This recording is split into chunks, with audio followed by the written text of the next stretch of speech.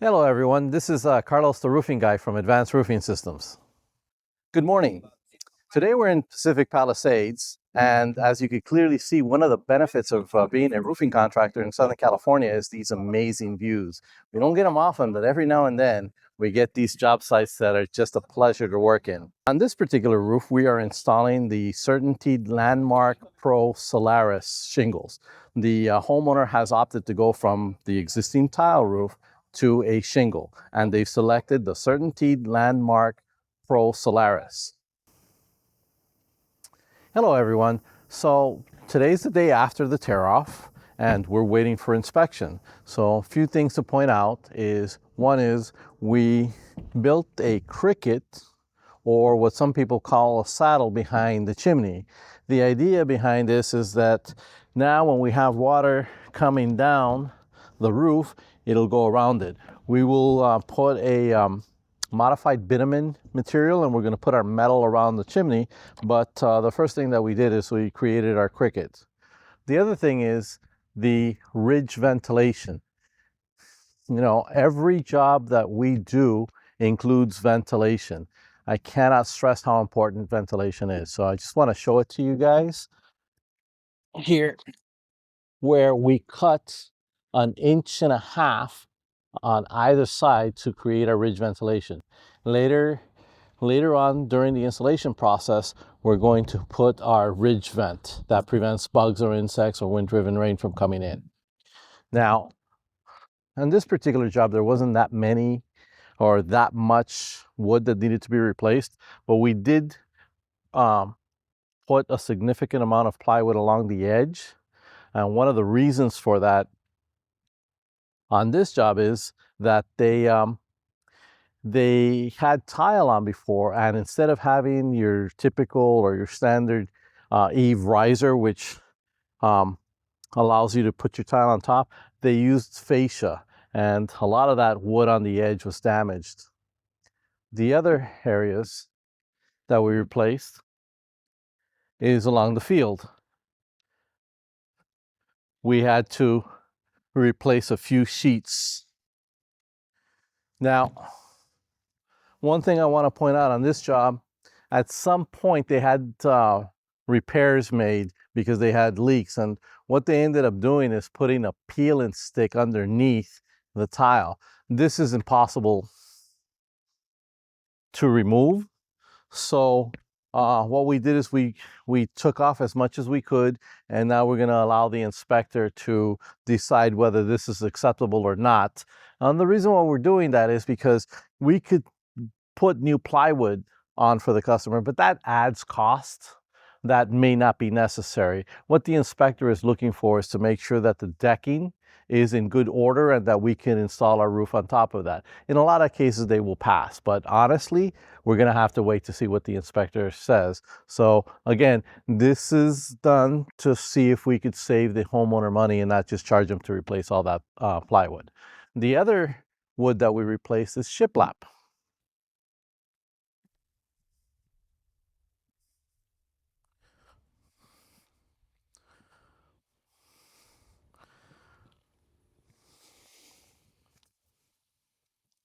This is the shiplap wood.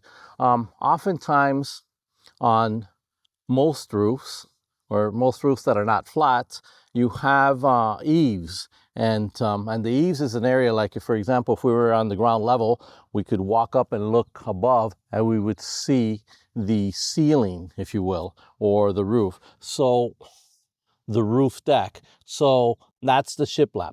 A lot of times it goes about anywhere from 3 to 4 rolls up, and then you see your standard wood, which is exactly what we have here. We have 1, 2, 3 rows of shiplap, which means that you could see this from the ground floor. Okay, so as we were discussing, we're installing the CertainTeed system on this roof, and the first part of the system is the CertainTeed Winter Guard. That's what they call their leak barrier. So the leak barrier is applied around the chimneys, also around the pipes. Now in this particular case, what the guys are going to do is they're going to apply it on top of the underlayments. But the chimney and the valley here, we apply it directly on the deck. We also apply it on the deck in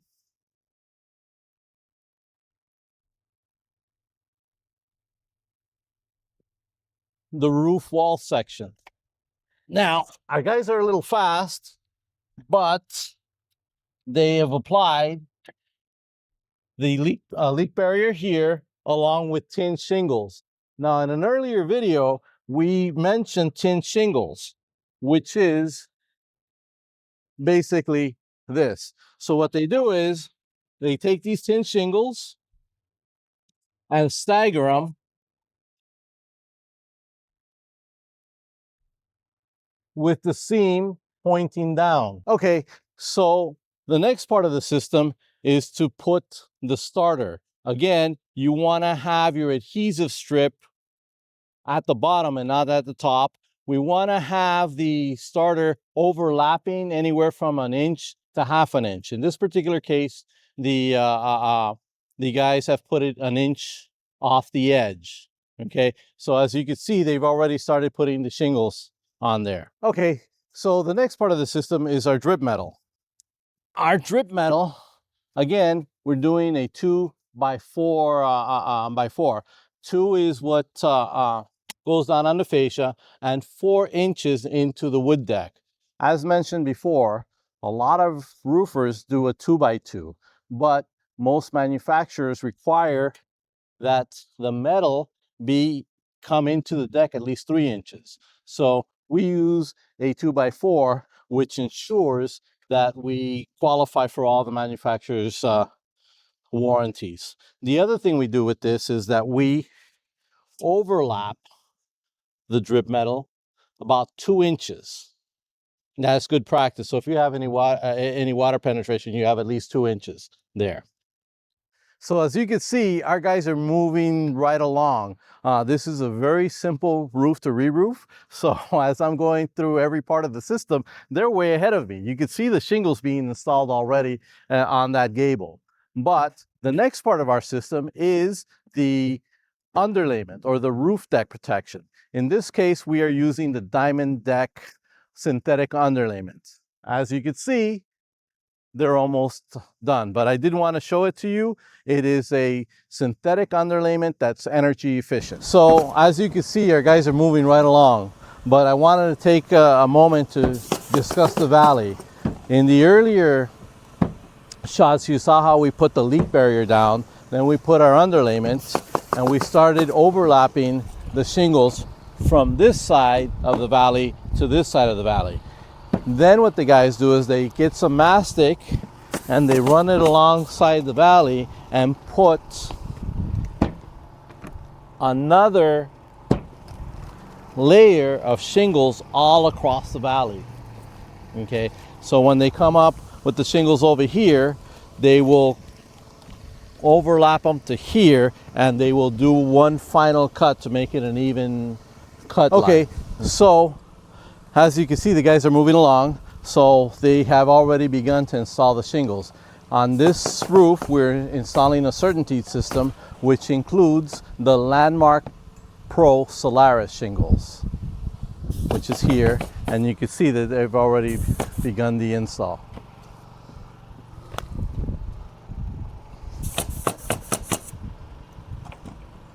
So as you can see, the guys are installing the shingles. They do it to scale. We run a chalk line to make sure we stay straight, and then we install them on a scale. Okay, so we have completed the roof, and I want to go over again the parts of the system that we can show you. So we've already discussed the ridge ventilation, which is the CertainTeed filtered ridge. Now, CertainTeed's ridge ventilation is different than some of the other manufacturers in the sense that it sticks out from the ridge, and as you could see, it's got plenty of drainage area there, so if water comes in here, it doesn't collect, it just goes off the roof shingles, but it's designed to stick outside of your ridge. Now, again, this is CertainTeed, so we used their ridge caps, which is Mountain Ridge. These are 10-inch ridge caps. As you can see, it goes all along. I also want to show you the Cricket. Now, we kept the existing metal that's kind of like a Z-bar that goes into the chimney. We do not remove that metal, but what we do is to put some metal underneath. And if you remember, we had a cricket, a wooden cricket that we created here. What we did is we put a flat surface material on here. Some roofers will go ahead and put shingles on here, but because of the angle, we feel that it's safer to put a flat roofing material on here so that we don't have any possibilities of leaks. And if we put shingles on here, they may or may not crack. If they crack, then they become a leak hazard. So we want to prevent all of that and just went with flat roofing material. You'll notice that we painted everything to match the color of the shingles. We've also installed our pipe flashings using neoprene screws on the flashing itself so that we don't have any water penetration. Some roofers will use a standard galvanized nail or some kind of galvanized screw, and then they put a little mastic or caulking on top. We find that if we use a neoprene screw on there, it lasts longer and it's more aesthetic. Now, you know, how many people are going to see the flashing? Not too many, but in this particular house, if you see, it's slanted and it could be one of those details that stands out. So that's what we do that makes us different. Again, all the pipes are painted to match the color of the shingles. That's the little detail that you do that makes you stand out from the rest of the roofers that are just in there to, you know, cover up the roof and then take off. But you'll notice that while it's not important to keep water from penetrating, it does give it that aesthetic that pushes it to the next level. So part of the finished product is the details, particularly wall details. In this case, as you saw in our earlier cut, we have our tin shingles at the bottom here, and they're staggered, so if water comes in, it just trickles down on here and into the gutter. The other part is that we have counter flashing, and we sealed that up right there with caulking, and we ended up painting the caulking to also give it another layer of protection. And lastly, we put neoprene screws on there just to make sure that we have a good tight seal with the Z-bar and our tin shingles underneath. So we're not going to have any problems with water penetrating the wall at this section. Yet another completed roof by Advanced Roofing Systems. Special thanks to Carlos and his crew. Even though I got to tell you, working with that kind of background is not a bad way to work. Again, thank you. Please give us a call if you're interested in a roofing system or you have any roofing questions.